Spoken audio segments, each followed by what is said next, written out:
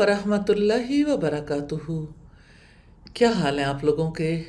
अल्लाह सुब्हानहू व तआला सबको अपनी खैर बरकत में, सेहत की सलामती में, आफ़ियत में रखे। आमीन सुम्मा आमीन।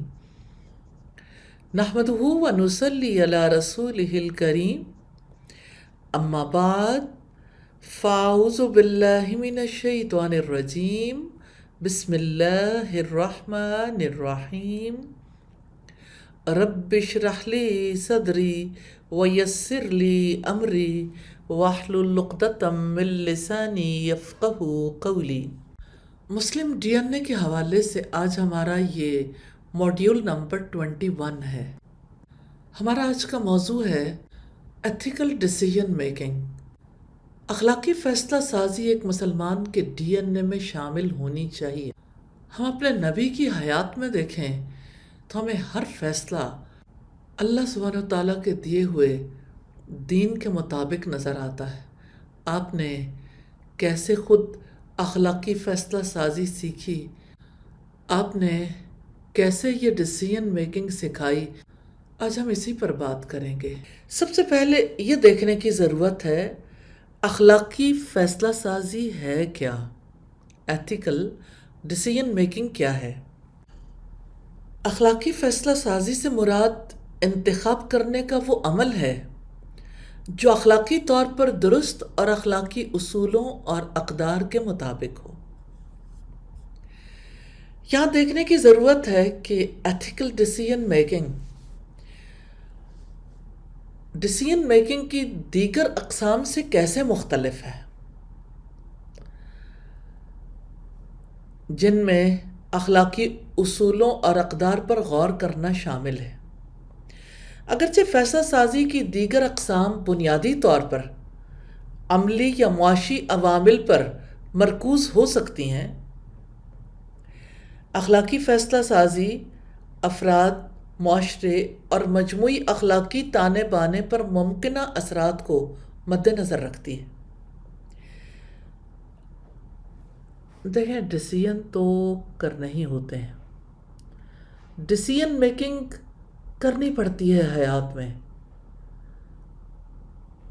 ये डिसीजन मेकिंग इंसान के उठने बैठने, चलने फिरने, काम करने में हर जगह नज़र आती है। और फिर जब इंसान ने अल्लाह सुब्हानहू व तआला के दीन का काम करना है वहाँ भी डिसीजन मेकिंग होगी। जब मुआशरे की इस्लाह के काम करने हैं वहाँ भी डिसीजन मेकिंग होगी।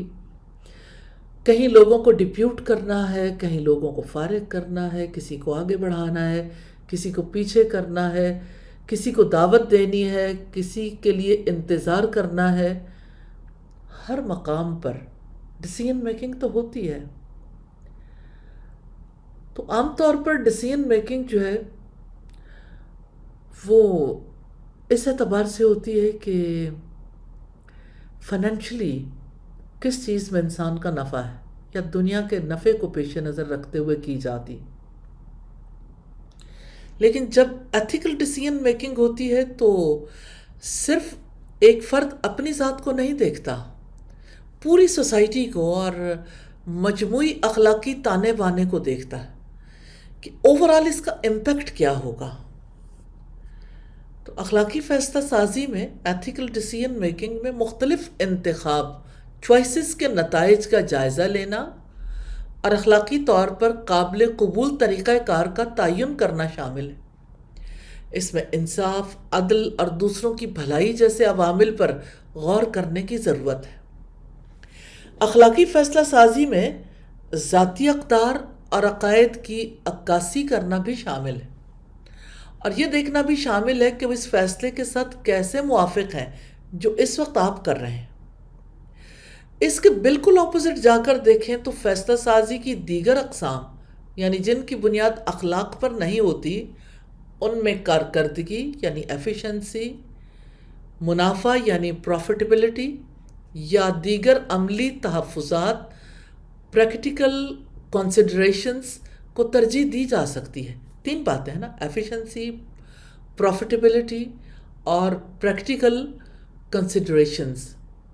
अगरचे ये अवामिल अहम है, लेकिन ایتھیکل ڈیسیژن میکنگ ان سے آگے بڑھ کر کیے جانے والے انتخاب کے ایتھیکل امپلیکیشنز پر غور کرتی ہے، یعنی اس کا نتیجہ کیا نکلے گا، اس کے اخلاقی مضمرات کیا ہوں گے۔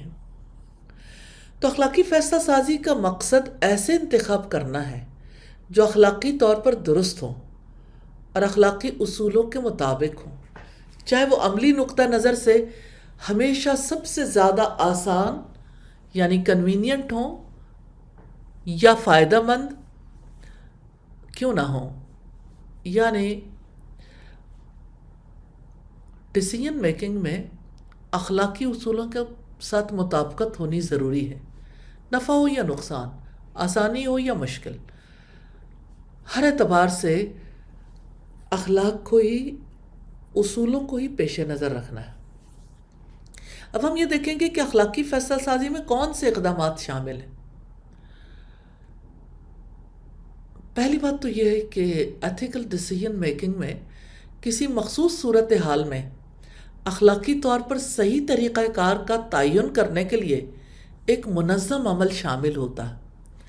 اگرچہ مختلف طرح کے فریم ورک ہیں، عام طور پر ایتھیکل ڈیسیژن میکنگ میں کچھ اقدامات شامل ہوتے ہیں۔ مثال کے طور پر پہلی چیز ہے آئیڈینٹیفائی دا پرابلم، مسئلے کی شناخت کریں۔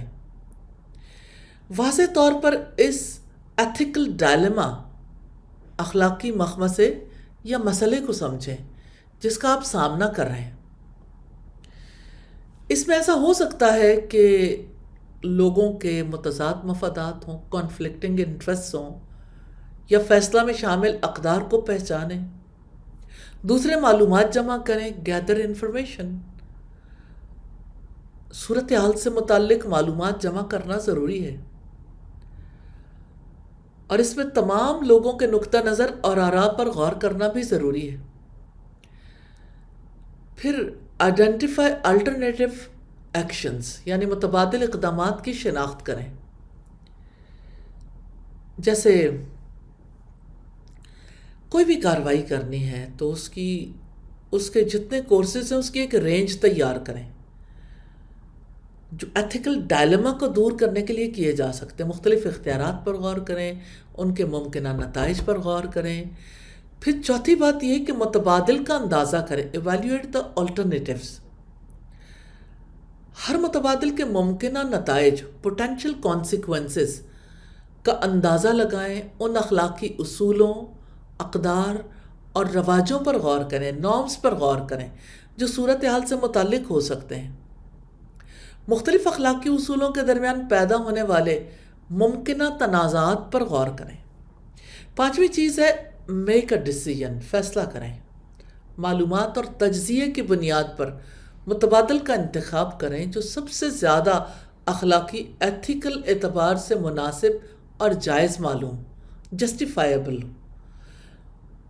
اور اس میں شامل تمام لوگوں پر اپنے فیصلے کے ممکنہ اثرات پر غور کریں۔ اور چھٹی چیز ہے فیصلے کو نافذ کریں، امپلیمنٹ دا ڈیسیژن، اپنے منتخب کردہ عمل کو عملی جامہ پہنائیں، اپنے فیصلے کو واضح طور پر بتائیں اور یقینی بنائیں کہ اس میں شامل ہر شخص اپنے کردار اور ذمہ داریوں کو سمجھتا ہے۔ ساتویں چیز ہے غور و فکر کریں اور جائزہ لیں، ریفلیکٹ اینڈ ریویو۔ اپنے فیصلے پر عمل درآمد کے بعد نتیجے پر غور کریں، اندازہ لگائیں کہ آیا یہ آپ کے اخلاقی ارادوں سے مطابقت رکھتا ہے یا نہیں۔ تجربے سے سیکھیں اور غور کریں کہ آپ مستقبل میں اپنے اخلاقی فیصلہ سازی کے عمل کو کیسے بہتر بنا سکتے ہیں۔ آپ کو دیکھنا ہے کہ آپ کا ایتھیکل ڈیسیژن میکنگ پروسیس جو ہے وہ کیسے بہتر ہو سکتا ہے۔ یہ نوٹ کرنا ضروری ہے کہ اخلاقی فیصلہ سازی پیچیدہ ہو سکتی ہے اور مختلف حالات میں اضافی غور و فکر یا اقدامات کی ضرورت پڑ سکتی ہے، اور ذاتی اقدار جو ہیں، پرسنل ویلیوز، کلچرل نارمز یعنی ثقافتی اصول، اور قانونی تقاضے یعنی لیگل ریکوائرمنٹس، یہ سب چیزیں فیصلہ سازی کے عمل کو متاثر کر سکتے ہیں۔ ڈسیجن میکنگ میں لوگوں کو اخلاقی الجھنوں کا سامنا کرنا پڑتا ہے. بہت سے ایتھیکل ڈائلماز ہیں جن کا لوگوں کو فیصلہ سازی میں سامنا کرنا پڑتا ہے. ان میں سے کچھ یہ ہیں، جیسے نمبر 1 مفادات کا تصادم ہے. کانفلکٹ آف انٹرسٹ یہ اس وقت ہوتا ہے جب فیصلہ ساز کی فیصلے کے نتائج میں ذاتی دلچسپی ہو جو دوسروں کے مفادات سے متصادم ہو سکتی ہے. مثال کے طور پر اگر ایک جج کا اپنا بیٹا قتل کے مقدمے میں پیش ہو تو جج کا اپنے ذاتی مفاد تو بیٹے کی رہائی میں ہوگا، لیکن دوسروں کا مفاد قاتل کو سزا دینے میں ہوگا. تو یہ کانفلکٹ تو آ گیا نا. دوسری بات یہ کہ سچائی اور دیانتداری یعنی آنیسٹی اینڈ انٹیگریٹی. فیصلہ سازوں کو اس وقت ایتھیکل ڈائلما کا سامنا کرنا پڑ سکتا ہے جب ان سے ایسے فیصلے کرنے کے لیے کہا جاتا ہے جو ان کی سچائی یا دیانتداری سے سمجھوتا کرتے ہیں. مثال کے طور پر ایک بچے کو جب اس کا باپ یہ کہتا ہے کہ باہر آنے والے انکل سے کہیں ابو گھر میں نہیں ہیں، تو بچے کو اس وقت ایک ایسا فیصلہ کرنا پڑ رہا ہے جس کے لیے اسے سچائی پر سمجھوتا کرنا پڑے گا. یوں اسے یہ فیصلہ کرتے ہوئے ایک ایتھیکل ڈائلما کا سامنا ہوتا ہے. تیسرے فیئرنیس اینڈ جسٹس یعنی عدل و انصاف. ایسے فیصلے جو دوسروں پر اثر انداز ہوتے ہیں منصفانہ اور عادلانہ انداز میں کیے جائیں، لیکن جب مسابقتی مفادات یا محدود وسائل کا سامنا ہو تو یہ مشکل ہو سکتا ہے. مثال کے طور پر رسول اللہ کے سامنے بنو مخزوم کی عورت کا مقدمہ آیا جس نے چوری کی تھی. لوگوں نے سیدنا اسامہ بن زید سے سفارش کروائی. ایک طرف رسول اللہ کے سامنے اپنے بہت محبوب اسامہ کی سفارش تھی اور دوسری طرف معاشرے میں عدل و انصاف قائم کرنے کی ذمہ داری تھی. ایسے میں کوئی انسان ایتھیکل ڈائلما کا شکار ہو سکتا ہے، لیکن رسول اللہ کسی ڈائلما کے شکار نہیں ہوئے اور آپ نے ایتھیکل ڈیسیژن کیا. اور چوتھی چیز رازداری ہے، پرائیویسی اینڈ کانفیڈینشیلٹی. فیصلہ سازوں کو اس وقت اخلاقی مخمصوں کا سامنا کرنا پڑ سکتا ہے جب ان سے ایسے فیصلے کرنے کو کہا جاتا ہے جو دوسروں کی رازداری، پرائیویسی اینڈ کانفیڈینشیلٹی سے سمجھوتا کرتے ہیں. اور پانچویں چیز ہے ذمہ داری اور جواب دہی، رسپانسبلٹی اینڈ اکاؤنٹیبلٹی. فیصلہ سازوں کو اپنے فیصلوں کی ذمہ داری لینی چاہیے اور نتائج کے لیے جواب دہ ہونا چاہیے. اس لیے اگر کوئی معاملہ ایسا ہو جس کی وہ ذمہ داری نہ لینا چاہتے ہوں یا لینا انہیں مشکل لگ رہا ہو تو ایسے میں بھی ان کے لیے ایک ایتھیکل ڈائلما پیدا ہو جاتا ہے. فیصلے کرتے وقت ان ڈائلماز پر غور کرنا ضروری ہے تاکہ یہ یقینی بنایا جا سکے کہ فیصلہ اخلاقی اور ذمہ دارانہ انداز میں کیا گیا. اگر ہم اسلام اور ایتھیکل ڈیسیژن میکنگ کو دیکھیں تو اسلامی اخلاقیات توحید کے تصور پر مبنی ہے جو اللہ سبحانہ و تعالیٰ کی وحدانیت پر یقین اور مسلمانوں سے توقع کی جاتی ہے کہ وہ اللہ کی مرضی کے مطابق عمل کریں اور نیکی کے حصول کی کوشش کریں. قرآن اخلاقی رویے کے بارے میں رہنمائی فراہم کرتا ہے. ایمانداری، انصاف، ہمدردی، عاجزی اور دوسروں کے لیے احترام جیسی خوبیوں پر زور دیتا ہے. اسلام احتساب کے تصور کو بھی فروغ دیتا ہے جہاں افراد اپنے اعمال کے ذمہ دار ہیں اور آخرت میں جواب دہ ہوں گے. یہ عقیدہ مسلمانوں کو اپنے ضمیر اور اسلام کی تعلیمات کی بنیاد پر اخلاقی فیصلے کرنے کی ترغیب دیتا. اسلام اخلاقی فیصلہ سازی میں نیت کے تصور کو بہت اہمیت دیتا ہے. مسلمانوں کی حوصلہ افزائی کی جاتی ہے کہ وہ کسی بھی عمل میں شامل ہونے سے پہلے اپنے ارادوں کا جائزہ لیں اور اس بات کو یقینی بنائیں کہ وہ یہ کام اللہ سبحانہ و تعالیٰ کی خوشنودی اور دوسروں کو فائدہ پہنچانے کے لیے کر رہے ہیں.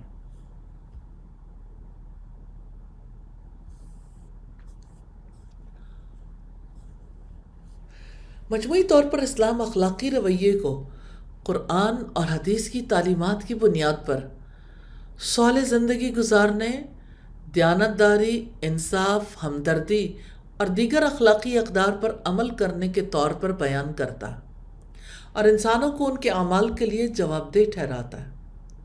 اسلام میں نیت اخلاقی فیصلہ سازی میں اہم کردار ادا کرتی ہے۔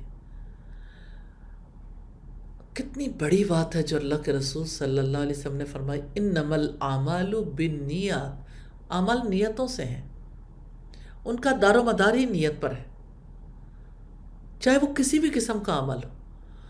تو یہ خیال کیا جاتا ہے کہ کسی عمل کے پیچھے نیت اس کی اخلاقی قدر کا تعین کرتی ہے۔ نبی کریم صلی اللہ علیہ وسلم نے فرمایا، اعمال کا فیصلہ نیتوں پر ہوتا ہے اور ہر ایک کو اس کی نیت کے مطابق جزا دی جاتی ہے۔ اسلام میں نیک نیت ہونا بہت ضروری ہے کیونکہ یہ عام اعمال کو عبادات میں بدل دیتی ہے۔ اخلاقی فیصلے کرتے وقت مسلمانوں کی حوصلہ افزائی کی جاتی ہے کہ وہ خالص نیتیں اللہ تعالیٰ کو خوش کرنے اور اس کے اجر کے حصول پر مرکوز رکھیں۔ اس کا مطلب یہ ہے کہ کسی عمل کے پیچھے اخلاص نیت اور اسلام کی تعلیمات کے مطابق ہونا ضروری ہے۔ اسلام اچھے ارادوں کی اہمیت پر زور دیتا ہے، چاہے کسی عمل کا نتیجہ منصوبہ بندی کے مطابق نہ ہو۔ نبی صلی اللہ علیہ وسلم نے اپنے اصحاب کو یہی بات سکھائی کہ آپ صالح کام کرنا چاہتے ہیں، آپ اللہ تعالیٰ کے دیے ہوئے اصولوں کی پیروی کرنے کا ارادہ کرنا چاہتے ہیں تو یہ نیکی ہے، چاہے نتیجہ کچھ بھی ہو۔ یہ بات قابل غور ہے کہ اسلام اخلاقی اصولوں کی پابندی کرنے اور ایسے کاموں سے اجتناب کرنے کی اہمیت پر بھی زور دیتا ہے جو صریح طور پر ممنوع ہے۔ صرف نیت ہی کسی اخلاقی رویے کو نہیں بناتی۔ مسلمانوں سے یہ توقع کی جاتی ہے کہ وہ ایسے فیصلے کریں جو اسلامی اخلاقیات اور اقدار کے مطابق ہوں، ساتھ ہی ساتھ ان کی نیت بھی خالص ہو۔ مجموعی طور پر نیت اسلام میں اخلاقی فیصلہ سازی میں مرکزی کردار ادا کرتی ہے۔ یہ کسی عمل کی اخلاقی قدر کا تعین کرتی ہے، مورل ویلیو کا، اور مورل ویلیو کی بنیاد کے طور پر کام کرتی ہے۔ اسلام میں ڈیسیژن میکنگ میں ایتھیکل رسپانسبلٹی کے تصور پر بہت زیادہ زور دیا گیا ہے۔ مسلمانوں کا ماننا ہے کہ ہر فرد اپنے اعمال اور انتخاب کے لیے اکاؤنٹیبل ہے، جواب دہ ہے۔ اسلامی تعلیمات انصاف، دیانت، ہمدردی کے اصولوں پر مبنی اخلاقی فیصلہ سازی کی رہنمائی فراہم کرتی ہیں۔ مسلمانوں کی حوصلہ افزائی کی جاتی ہے کہ وہ ایسے فیصلے کریں جو قرآن کی تعلیمات اور محمد صلی اللہ علیہ وسلم کی قائم کردہ مثال کے مطابق ہو۔ قرآن ایک اخلاقی کمپس کے طور پر کام کرتا ہے اور فیصلہ سازی سمیت زندگی کے مختلف پہلوؤں کے لیے رہنما اصول فراہم کرتا ہے۔ اسلام فیصلہ کرنے سے پہلے علم اور فہم حاصل کرنے کی اہمیت پر زور دیتا ہے۔ مسلمانوں کی حوصلہ افزائی کی جاتی ہے کہ وہ باشعور افراد سے مشورہ کریں اور اخلاقی فیصلہ سازی کو یقینی بنانے کے لیے متعلقہ شعبوں کے علماء یا ماہرین سے مشورہ لیں۔ اسلام اجتماعی ذمہ داری کے تصور کو فروغ دیتا ہے، سوشل رسپانسبلٹی، جہاں افراد کو دوسروں پر اپنے فیصلوں کے اثرات پر غور کرنے کی ترغیب دی جاتی ہے۔ مسلمانوں کو سکھایا جاتا ہے کہ وہ دوسروں کی فلاح و بہبود کو ترجیح دیں اور ایسے کاموں سے گریز کریں جو نقصان یا ناانصافی کا باعث ہوں۔ مجموعی طور پر اسلام فیصلہ سازی میں اخلاقی ذمہ داری کو ایک مسلمان کے عقیدے کا ایک لازمی حصہ سمجھتا ہے۔ مسلمانوں سے توقع کی جاتی ہے کہ وہ ایسے انتخاب کریں جو اسلامی اقدار اور اصولوں کے مطابق ہوں، دوسروں کی بھلائی پر مبنی ہوں اور عدل و انصاف کے لیے پوری سٹرگل کریں۔ چند وجوہات جن کی وجہ سے لوگ ایتھیکل ڈیسیژن میکنگ نہیں کر پاتے۔ بہت سادہ سے معاملات آپ کے سامنے آتے رہتے ہوں گے۔ پہلا بہانہ ہے، ہر کوئی یہ کرتا ہے۔ اس کی ایک اہم مثال ہائی اسکول یا کالج میں اپنی فرینڈ کی ہوم ورک کی نقل کرنا ہے. آپ دھوکہ دینے کا ارادہ نہیں رکھتے، لیکن کلاس 45 منٹ بعد ہے اور آپ کے پاس خود مسائل کے بارے میں سوچنے کا وقت نہیں ہے. لہٰذا آپ کو ایسے کام کے لیے ایسا گریڈ ملے گا جو آپ نے واقعی نہیں کیا تھا. ایک اور چیز جو اکثر لوگ آرام سے کر لیتے ہیں وہ یہ ہے کہ جو چیز آپ پیسے دے کر نہیں خرید سکتے وہ آپ غیر قانونی طریقوں سے مفت ڈاؤن لوڈ کر لیں. یہ اتنا عام ہو گیا کہ ہم اس کے بارے میں سوچتے بھی نہیں، صرف اس لیے کہ ہمارا قانونی نظام ابھی بھی ایسے زیادہ جامع قوانین بنانے کے عمل میں ہے جو دانشورانہ املاک کی حفاظت کرتے ہیں، انٹلیکچول پراپرٹیز کی حفاظت کرتے ہیں. اس سے ہمارے لیے چوری کرنا ٹھیک تو نہیں ہو جاتا. میں یہ باتیں ضرور کچھ آپ کے سامنے رکھنا چاہتی ہوں. اکثر لوگ سوال کرتے ہیں اور لوگ اس کو اپنے لیے حلال اور جائز سمجھتے ہیں. مثال کے طور پر اس وقت بچے فری لانسنگ کر رہے ہیں، اور آپ امیجن کریں گے کہ ہارورڈ میں پڑھنے والے بچے ہیں یا آکسفورڈ میں پڑھنے والے بچے ہیں یا باہر کی یونیورسٹیز میں پڑھنے والے بچے ہیں، ان کی اسائنمنٹس پاکستان میں رہنے والے بچے کر رہے ہیں کہ وہ کہتے ہیں ہمارے پاس ٹائم نہیں ہے، ہم نے تو جاب کے لیے بھی جانا ہے، باقی کام بھی کرنا ہے. تو جو وہ گریڈ حاصل کر رہے ہیں وہ گریڈ کس کے ہیں؟ وہ تو پاکستانی بچے کے ہیں. ٹھیک ہے بھائی، آپ بھی پاکستانی ہوں گے، لیکن اصل بات یہ ہے کہ آپ پیسے دے کے جو کام کر رہے ہیں اس کی وجہ سے ٹھیک ہے کسی نے پیسے لیے آپ کو کام کر دیا، نہ اس کا عمل درست ہے نہ آپ کا عمل درست ہے، کیونکہ اس نے پیسے لے کر آپ کے ساتھ تعاون کیا ہے. آپ کے ساتھ یہ تعاون کیا ہے کہ آپ نے جو کام کیا نہیں، آپ جس قابل نہیں ہیں وہ گریڈ آپ کو مل جائے. اور یہ بہت کامن ہے. پھر آپ دیکھیں کہ پیسے دیے بغیر غیر قانونی طریقوں سے مفت ڈاؤن لوڈ کرنا بہت عام ہو گیا، کیونکہ ہمارے یہاں انٹلیکچول پراپرٹی رائٹس کی حفاظت کے لیے کچھ نہیں کیا جاتا، اور اس کی وجہ سے ہمارے لیے چوری کرنا ٹھیک تو نہیں ہو جاتا. مثال کے طور پر ایک ہمارے یہاں یعنی جیسے کچھ عرصہ پہلے کی بات ہے،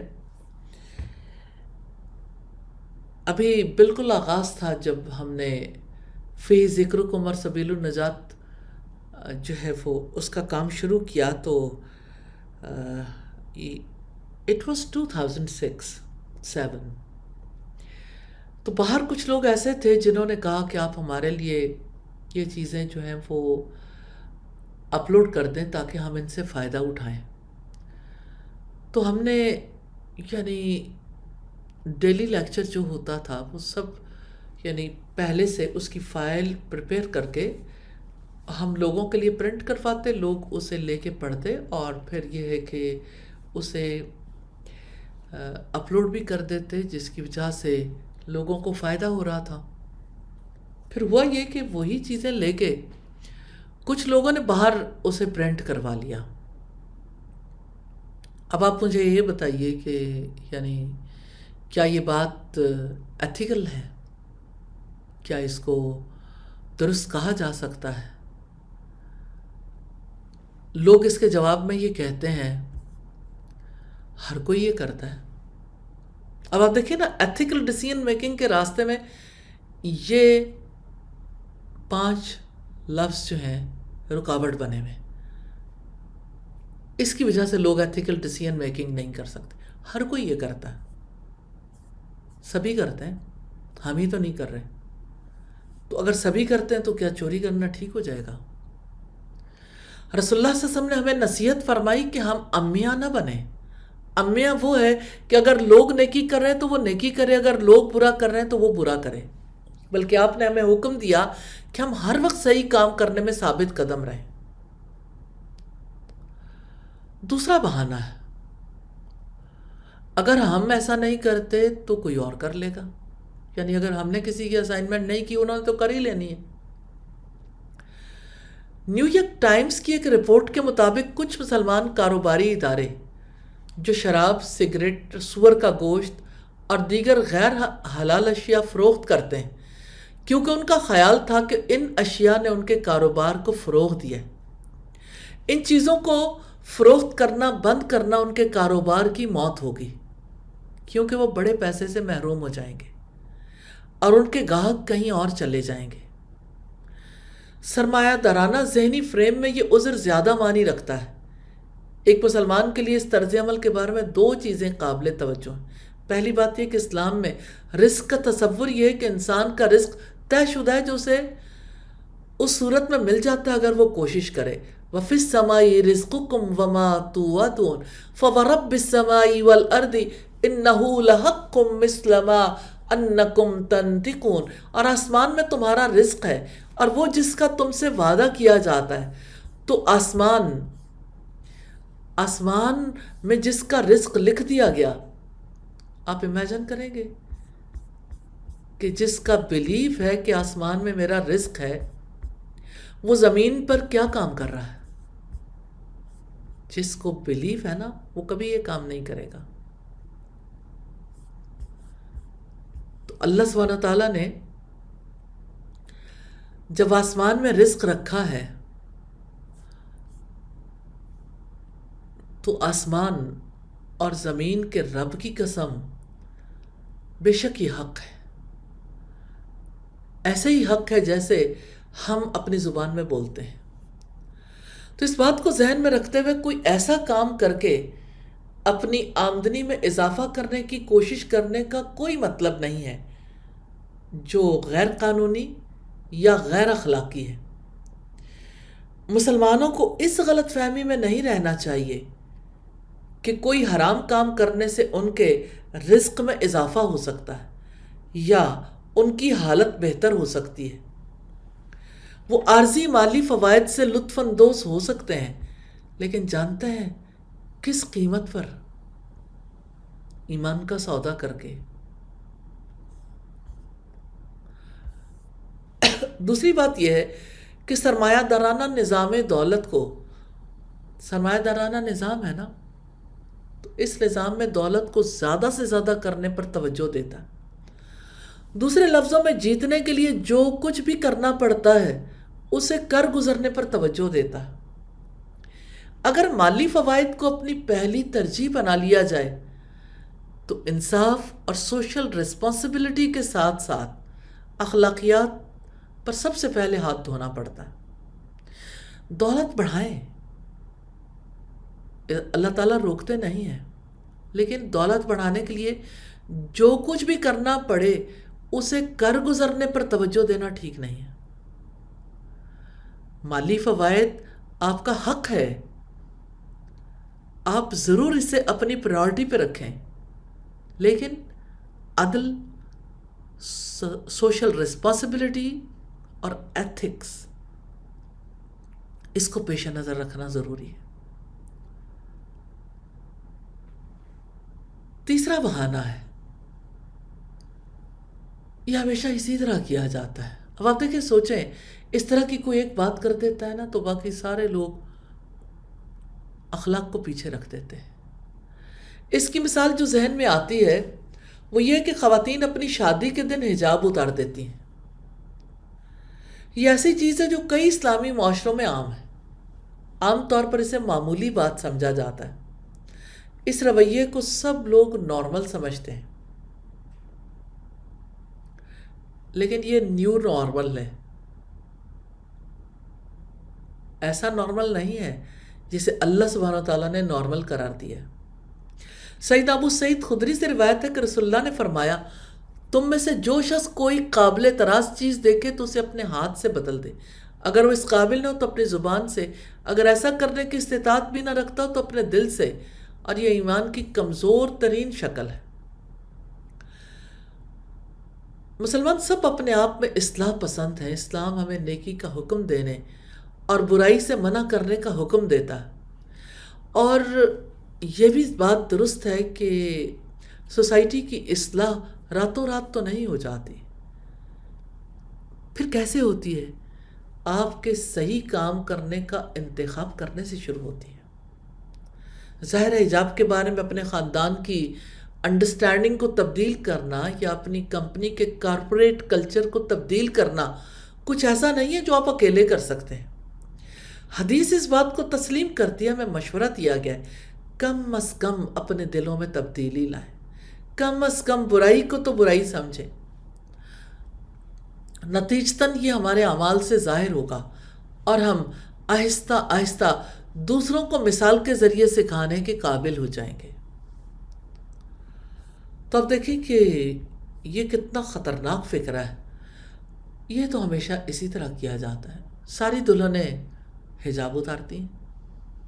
اب جب ایسی بات کر دیں گے تو کون سی دلہن ہوگی جو اللہ کے حکم پر چلے گی؟ چوتھا بہانہ ہے، ہم اس وقت تک انتظار کریں گے جب تک کہ وکلاء ہمیں یہ نہیں بتاتے کہ یہ غلط ہے۔ ایک سکول میں ملازموں سے کہا جا رہا تھا وہ اپنی آمدن کم ظاہر کریں تاکہ انہیں کم ٹیکس دینا پڑے۔ اس کے ساتھ ساتھ وہاں ملازمین کو یہ بھی سکھایا جا رہا تھا کہ وہ حکومت سے ویلفیئر بینیفٹس حاصل کرنے کی کوشش کریں، اور اس کے بدلے سکول کی انتظامیہ ان کی تنخواہ میں اضافہ کرنے کا وعدہ کر رہی تھی۔ اس طرح کرنے سے وہ نہ صرف یہ کہ ٹیکس چوری کر رہے تھے بلکہ حکومت سے ایسے فوائد بھی حاصل کرنا چاہ رہے تھے جن کے وہ مستحق نہیں تھے۔ اب باتیں تو سب کو معلوم ہی ہیں، سب جانتے ہیں، لیکن ایسا کیوں ہے کہ کرتے سب اپنی مرضی ہیں؟ اخلاق کہاں جاتا ہے جس وقت ایک انسان اللہ سبحانہ و تعالیٰ پر ایمان رکھتا ہے اور اس کے حکم کے مطابق چلنا چاہتا ہے، اور پھر بھی یعنی اپنی مرضی کے کام کرتا ہے، اور اس معاملے میں کبھی یہ نہیں سوچتا کہ مجھے اللہ تعالیٰ کو جواب دینا ہے، اور اللہ سبحانہ تعالیٰ کہ یہاں میری اس بات پہ پکڑ ہو جائے گی۔ سب کو لگتا ہے حکومت تو پکڑ نہیں سکی، لہٰذا ٹھیک ہے، ایسا تو ہوتا ہی ہے۔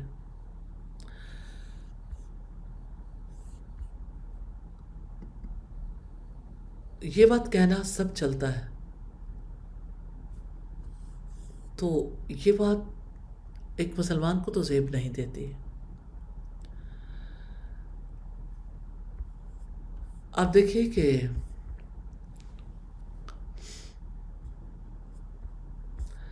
جب ایک ملازم جس کا اسکول کے ساتھ ٹکراؤ تھا، جو ٹیکس دینا چاہتا تھا، اس نے ان کے خلاف قانونی کارروائی کی تو انہوں نے عدالت سے باہر تصفیہ کرنے کی پیشکش کی، اس شرط پر کہ ملازم ان کی اطلاع ٹیکس حکام کو نہ دے۔ کیا ایک مسلمان کے لیے کافی نہیں ہے کہ اللہ سبحانہ و تعالیٰ دیکھ رہا ہے کہ ہم کیا کر رہے ہیں؟ کیا ہم جو کچھ کر رہے ہیں اسے روکنے کا فیصلہ کرنے سے پہلے مقامی حکام کی توجہ میں آنا ضروری ہے؟ اعمال الفاظ سے زیادہ بلند آواز میں بولتے ہیں، اور اب یہ معاملہ کہ ہم اللہ سبحانہ و تعالیٰ سے زیادہ لوگوں سے ڈرتے ہیں۔ اور پانچواں بہانہ ہے، یہ کام واقعی کسی کو تکلیف نہیں دیتا۔ کوڑا کرکٹ پھینکنے سے لے کر پانی ضائع کرنے تک اس کی بہت سی مثالیں موجود ہیں۔ اس کی تفصیل میں جائے بغیر آپ سادگی کے ساتھ دیکھیے، اس پلانٹ پر، زمین پر تقریباً 9.6 بلین لوگ ہیں۔ اگر وہ سب آپ کی طرح سوچیں گے تو بڑی مصیبت میں پڑ جائیں گے۔ تبدیلی فرد سے شروع ہوتی ہے۔ اب دیکھیں کہ کوئی فرد ہے جو یہ کہتا ہے کہ میں پانی کا بل دیتا ہوں، اور اگر میں موٹر چلاتا ہوں تو اس کی بجلی کا بل میں پے کرتا ہوں، تو کیا پانی ضائع کرنے کا اسے لائسنس مل جاتا ہے؟ سوچنے کی بات ہے۔ پھر بھی اللہ کے رسول صلی اللہ علیہ وسلم کے طرز عمل کو دیکھیے، آپ کتنے پانی سے وضو کرتے تھے، کتنے پانی سے غسل کرتے تھے، اور پھر آپ نے فرمایا کہ آپ دریا کے کنارے دریا پر بھی بیٹھے ہو تب بھی پانی احتیاط سے استعمال کرو، یعنی جو کام اللہ سبحانہ تعالیٰ نے کہا وہ تو آپ نے کرنا ہی ہے۔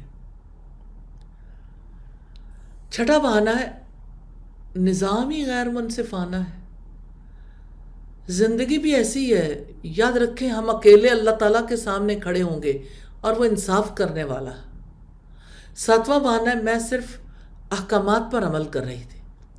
اسکول کی مثال پر واپس آتے ہوئے جس پہلے ملازم کو ان کے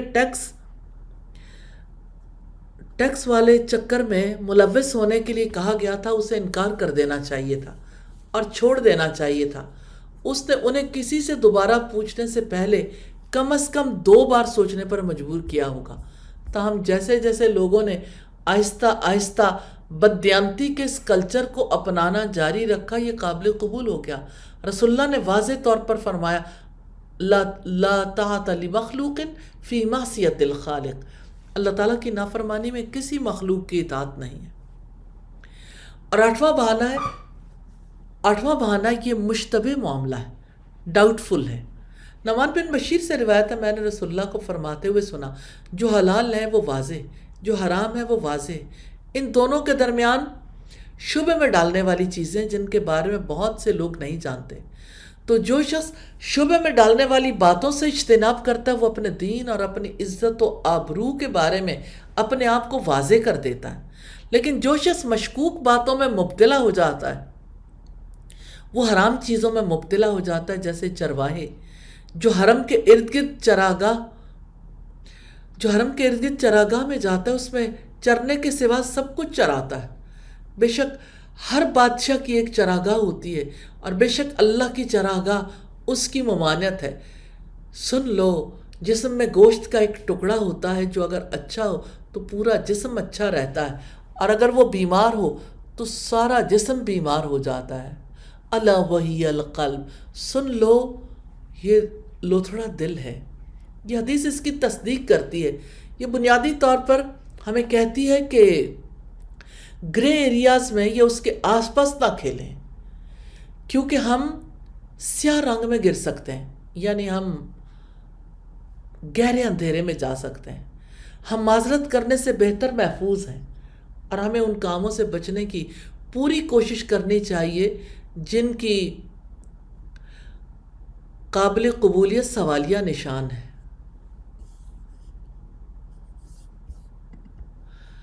تو اب دیکھیے کہ اللہ سبحانہ تعالیٰ نے ہمیں ذاتی طور پر جب رسپانسبل بنایا ہے تو ہمیں اللہ تعالیٰ کا ڈر ہونا چاہیے، کہ ایسا نہیں ہے کہ ہم لوگوں سے زیادہ ڈرتے ہیں اور اللہ تعالیٰ سے نہیں ڈرتے۔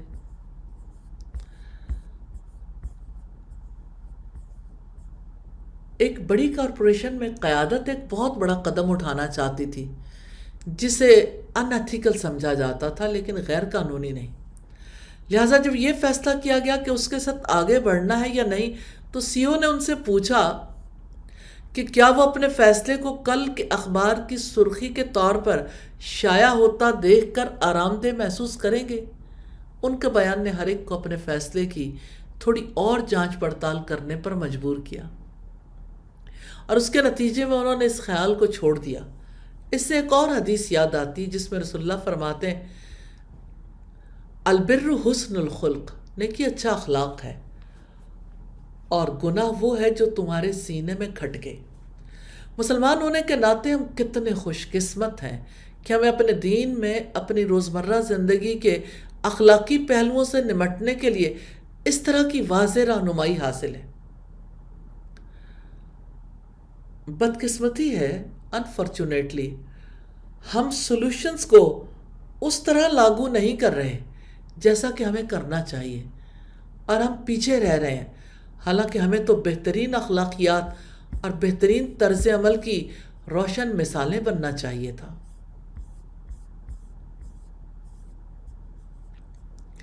چوتھی بات یہ کہ پیشہ ورانہ ترتیبات میں اخلاقی فیصلہ سازی کا اطلاق کیسے کیا جا سکتا ہے۔ پروفیشنل اعتبار سے دیکھیں تو ایتھیکل ڈیسیژن میکنگ بہت عام ہے کیونکہ یہ افراد اور تنظیموں کو اخلاقی اقدار اور اصولوں کے مطابق انتخاب کرنے میں مدد کرتا ہے۔ پیشہ ورانہ ترتیبات میں اخلاقی فیصلہ سازی کو لاگو کرنے کے کچھ طریقے ہیں۔ نمبر 1، ایتھیکل ڈائلما کی نشاندہی کریں۔ اس صورتحال کو پہچانیں جس کے لیے فیصلے کی ضرورت ہے اور اس میں شامل اخلاقی مسائل کا تعین کریں۔ نمبر 2، معلومات اکٹھی کریں۔ جامع تفہیم کے لیے تمام متعلقہ حقائق اور صورتحال کے بارے میں تفصیلات جمع کریں۔ نمبر 3، اختیارات کا اندازہ کریں۔ کارروائی کے ممکنہ کورسز کی نشاندہی کریں اور اخلاقی اصولوں، قوانین اور تنظیمی پالیسیوں کی بنیاد پر ان کا جائزہ لیں۔ اور نمبر 4، فیصلے سے متاثر ہونے والے تمام فریقین بشمول ملازمین، صارفین، شیئر ہولڈرز اور کمیونٹی کے مفادات اور خدشات کو مد نظر رکھیں۔ نمبر 5، اخلاقی فریم ورک کا اطلاق کریں۔ ہر آپشن کے ممکنہ نتائج کا تجزیہ اور جائزہ لینے کے لیے ایتھیکل فریم ورک جیسے نتیجہ خیزی یا اخلاقیات کا استعمال کریں۔ ایک فیصلہ کر لیں، ممکنہ نتائج اور اس میں شامل اخلاقی اصولوں کو مد نظر رکھتے ہوئے اخلاقی طور پر قابل جواز عمل کا انتخاب کریں۔ اور ساتویں بات ہے، فیصلے پر عمل درآمد کریں۔ متعلقہ لوگوں کے ساتھ شفافیت اور مؤثر کمیونیکیشن کو یقینی بناتے ہوئے منتخب کردہ عمل کو عملی جامہ پہنائیں۔ نمبر 8، فیصلے پر غور کریں، فیصلے کے نتائج کا اندازہ لگائیں اور اس کے اخلاقی مضمرات پر غور کریں۔ مستقبل کے فیصلے کو بہتر بنانے کے لیے تجربے سے سیکھیں۔ یاد رکھیں، ایتھیکل ڈیسیژن میکنگ ایک جاری عمل ہے جس کے لیے مختلف پیشہ ورانہ سیاق و سباق میں مسلسل غور و فکر اور موافقت کی ضرورت ہوتی ہے۔ اللہ کے رسول صلی اللہ علیہ وسلم نے اپنی حیات میں ہمیشہ اللہ سبحانہ و تعالیٰ کے دیے ہوئے اصولوں کو پیش نظر رکھا۔ آپ صلی اللہ علیہ وسلم نے ان اصولوں کے مطابق لوگوں کے درمیان ہمیشہ عدل و انصاف کا لحاظ رکھا۔ تو پیغمبر اسلام محمد صلی اللہ علیہ وسلم کے مشن اور تعلیمات کے تناظر میں ہم دیکھتے ہیں کہ ایتھیکل ڈیسیژن میکنگ کا بہت بڑا رول ہے۔ آپ صلی اللہ علیہ وسلم نے خود بہترین فیصلے کیے اور اپنی امت کو اسی کی تلقین کی۔ قرآن حکیم ہمیں کہتا ہے وَلَا يَجْرِمَنَّكُمْ شَنَآنُ قَوْمٍ أَلَّا تَعْدِلُوا اعْدِلُوا هُوَ أَقْرَبُ لِلتَّقْوَىٰ۔ کسی قوم کی دشمنی تمہیں اتنا مشتعل نہ کر دے اللہ تعدلوا کہ تم عدل نہ کرو، اعدلوا هو اقرب للتقویٰ، عدل کرو وہ تقویٰ کے زیادہ قریب ہے۔ اللہ سبحانہ و تعالی ہمیں توفیق عطا فرمائے، آمین ثم آمین۔ سبحانک اللہم و بحمدک نشہد ان لا الہ الا انت نستغفرک و نتوب الیک۔ السلام علیکم ورحمۃ اللہ وبرکاتہ۔